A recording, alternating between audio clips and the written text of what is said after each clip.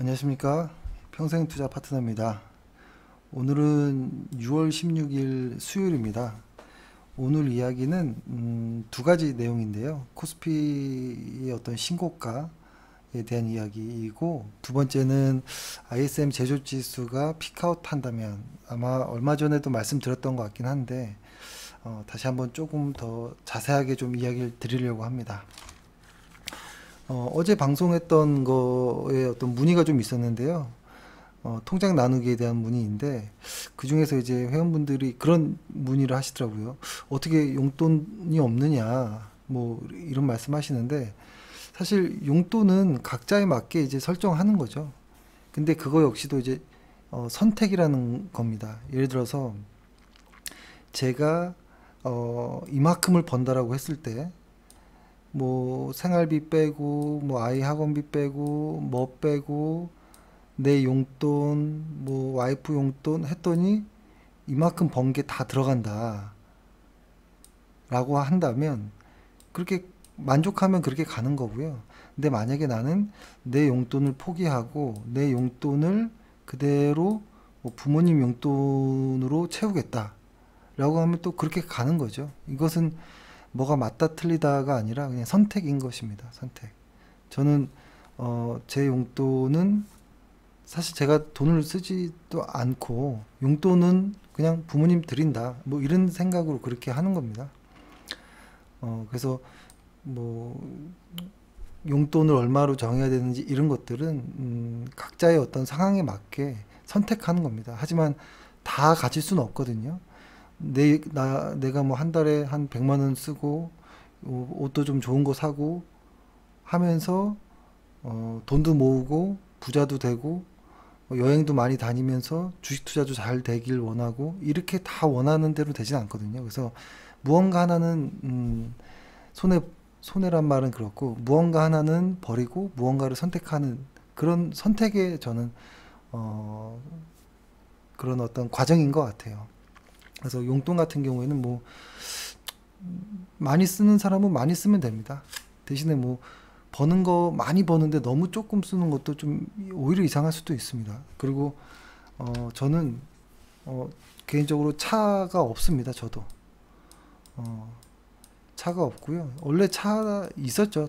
저도 당연히 30대 초반에, 거의 30대 거의 초반에 그때 이제 철없을 때 뭐라고 할까요? 그 큰 차. 그러니까 흔히 뭐 벤츠에서도 제일 큰 차 중에서도 시꺼먼 차, 뭐 이런 거 있잖아요. 회장님들 차. 그런 차가 있었는데, 하루는 회사에 이제 타고 갔는데, 거기 이제 경비하시는 분이 저한테 어디 기사님이세요? 이러더라고요. 그래서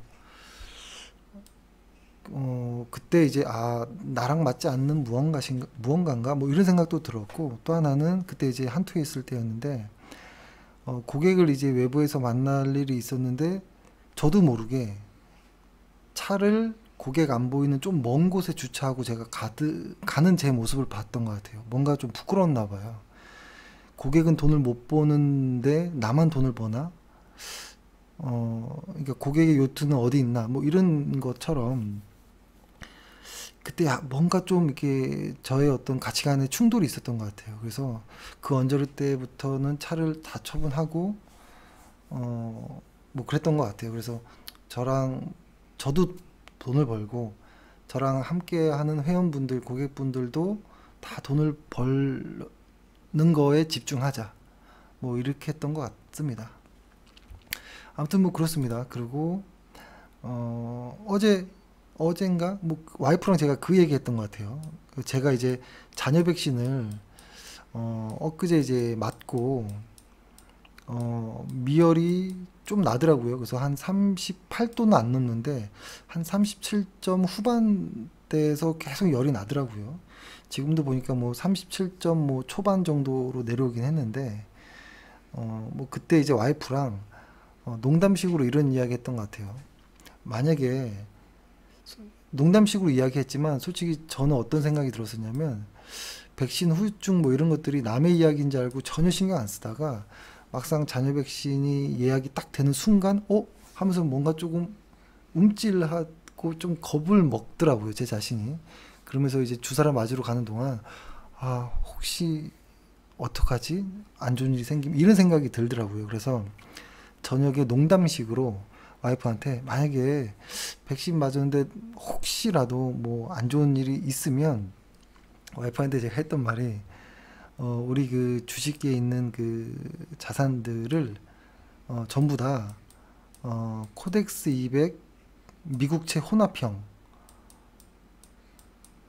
코덱스 200과 미국채 혼합이 섞여 있는 여기 ETF에 다 넣자. 혹은 그냥 S&P 500, 뱅가드에서 나온 S&P 500 ETF에 다 넣자. 이렇게 이야기를 했거든요. 근데 제가 왜 이렇게 이야기를 했냐면, 와이프가 저보다 뭐 주식을 못한다, 모른다 이런 거에서 시작된 것 같지는 않고, 분명히 와이프가 저보다 주식을 더 잘할 수 있겠지만, 이 시장에 투자하는 것을 개별 종목으로 이 시장의 수익률을 넘어서기 위해서는 아주 무단히 노력해야 되잖아요. 거의 같은 일과를 계속 해야 되는데, 그런 어떤 수고를 사랑하는 와이프가 그런 수고를 겪지 않았으면 하는 생각이 했던 것 같아요.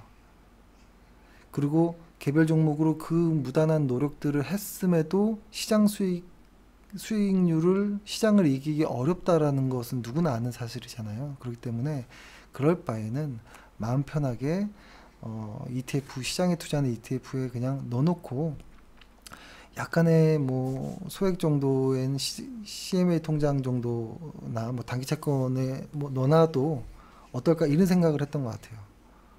어, 아무튼 그렇습니다. 근데 이제 가끔 회원분들이 뭐 시장에 투자하는 거를 이제 좀 시시하다 여기시는 분들도 좀 계세요. 이건 내 스타일 아니다. 근데 장기적인 관점에서 보면 굉장히 강력한 무기가 될 수 있습니다. 그래서 뭐 저는 괜찮다라는 입장으로 말씀을 드립니다. 그리고 오늘 이제 요 이야기를 할 텐데요. 코스피가 역사적 신고가를 내고 있습니다. 근데 이제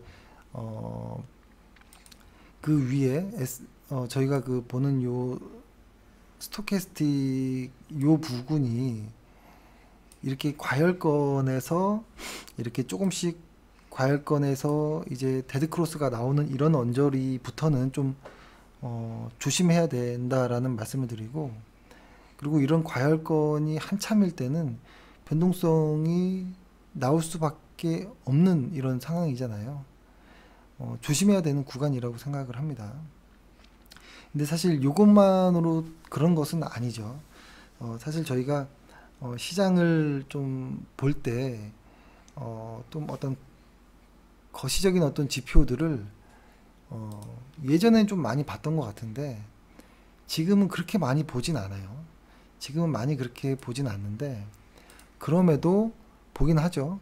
보는데, 만약에 장기적인 어떤 것들을 볼 때 저희가 가장 중요하게 좀 보는 것들은 뭐 ISM 제조업 지수라든지, 혹은 뭐 한국으로 따지면은 수출입이라든지, 혹은 여기 선행지수라든지, 혹은 장단기 금리 차라든지, 혹은 뭐 슐러 지수나, 혹은 뭐 버핏 지수나, 이런 것들을 좀 많이 챙겨보고, 만약에 단기적으로 볼 때는 뭐 피어 앤 그리드나 뭐 빅스라든지 뭐 이런 것들도 좀 봅니다. 근데 이것들이 뭐 전부는 아니죠. 전부는 아니지만 이런 것들을 꼭 참고는 하려고 합니다. 참고는 하려고 하는데, 지금 이 말씀드렸던 모든 것들이 대부분 한 번도 경험해 보지 못했을 정도로 좀 많이 불안한 정도의 높이까지는 와 있습니다. 근데 이것이 그렇다고 내일 당장 무너진다, 뭐 이런 내용을 말씀드리는 건 아니에요. 그런 건 아니지만 유연할 필요는 있다라는 생각은 들어요. 계속 끝까지 장기 투자다 뭐 이렇게 하는 분들도 있겠지만, 저희의 입장에서는 일정 부분 수익이 났으면 이익 실현도 해도 되는 것이고, 그러니까 그래서 아까 그 썸네일에 놔뒀던 것처럼 너무 수익률보다는 어떤 원칙을 좀 지키는 매매를 하는 게 좋은 것 같아요. 그 원칙이라는 것은 실적이 조금이라도 변화가 있다든지, 혹은 뭐 수익이 내가 정해놓던 수익을 넘어선다든지, 혹은 기술적으로 내 매도 타이밍을 신호가 나왔다든지 이렇다면 저는 시장이 강력한 어떤 신고가를 내고 있다라고 해도 물량을 줄여나가는 것이 좀 어떤가라는 생각은 합니다. 그 중에서 ISM 제조업 지수를 좀 보면, 제가 예전에도 말씀드렸던 것처럼 이건 아주 장기적인 어떤 숫자인데요. 장기적으로 이렇게 좀 길게 놓고 보면 60을 넘어서는 이 구간이 많지 않았죠. 60을 넘는 이 구간, 그러니까 이 60 언저리 지나고 나보면 사실 1970년도부터 보면 60을 넘는 구간들이 그렇게 손가락에 꼽는 정도이고요. 한 1990년도 이후부터 보더라도 사실 한 6차례 정도 이렇게 나오거든요. 이것을 코스피에 한번 찍어봤더니 94년도에 ISM 제조업 지수가 고점 60을 넘기고 끊어지고, 그 이후에 시장이 꽤 많은 어떤 하락이 있었고, 요때도 있었고, 요때 사실 그 ISM 제조업 지수가 최고를 넘어서고 나서부터는 대부분 조정이 있었던 것 같아요. 그리고 2011년도, 그 다음에 2018년도에 조정이 생각보다 좀 깊었거든요. 근데 이게 그냥 뭐 ISM 지수가 60 넘어가면 무조건 조심해야 된다라는 어떤 뭐 생각도 좋지만, 왜 그럴까라는 생각도 좀 해보면 두 가지인 것 같아요. 그러니까 시장은, 특히 주식시장은 어떤 유동성의 힘과 그리고 펀더멘털, 그러니까 즉 실적의 이 두 가지로 움직일 수 있다라고 봐야 될 것 같은데요. ISM 제조업 지수가 60을 넘어간다라는 소리는 더 이상 뭐라고 할까요? 시장이 좋아질 게 있을까라는 생각인 거예요. 그렇죠? 근데 지금은 그런 어떤 좋은 펀더멘털과 유동성, 이 두 가지로 가고 있잖아요, 시장이. 그래서 이렇게 역사적 어떤 신고가가 나오는 것 같기도 한데, 만약에 시장이 너무 좋아서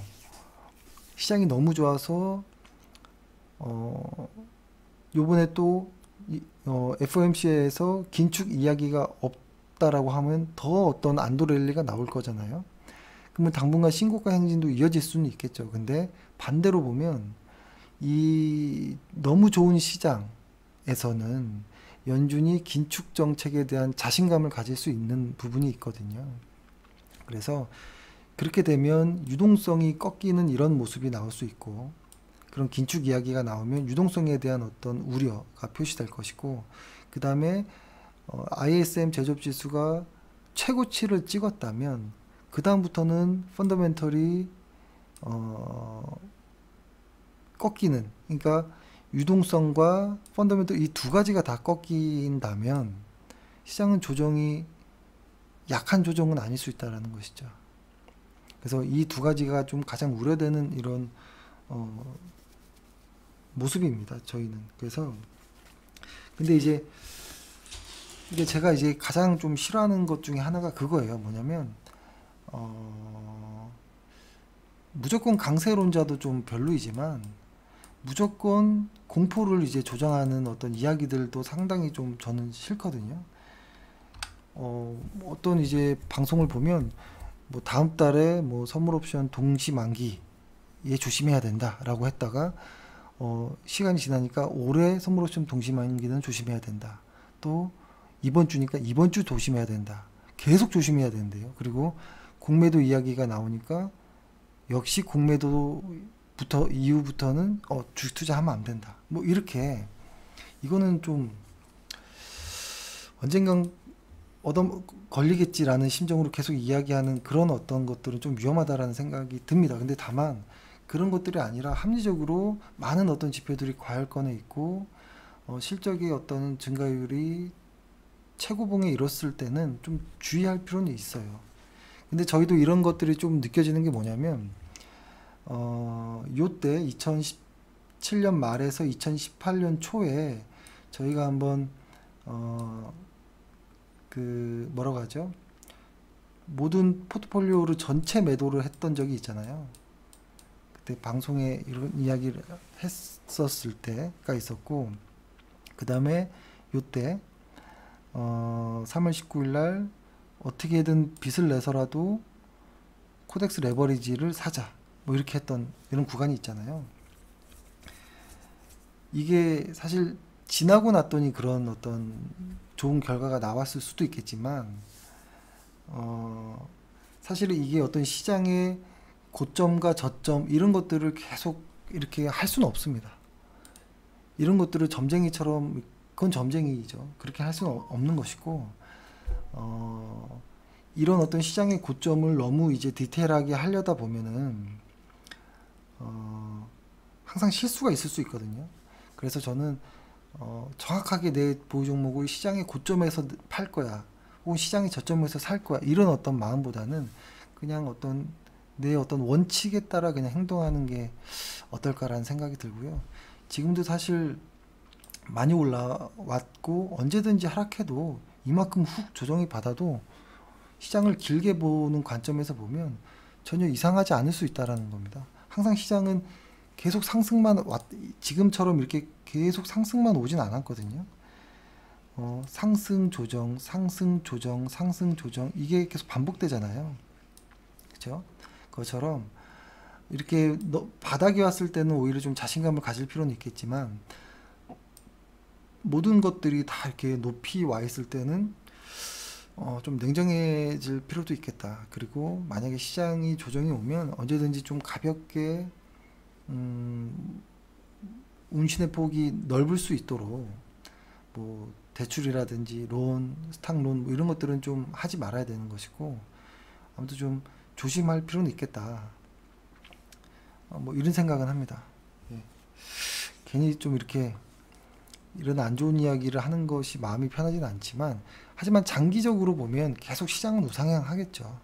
계속 우상향하겠죠. 하지만 그 고비고비마다의 어떤 굴곡을 좀 활용할 수 있다면 어떨까.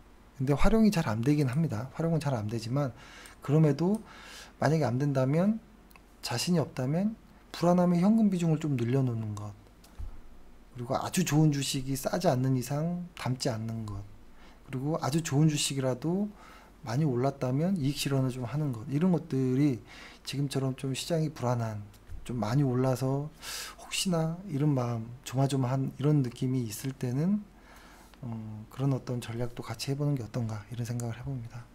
예, 아무튼 오늘도 고생하셨고요.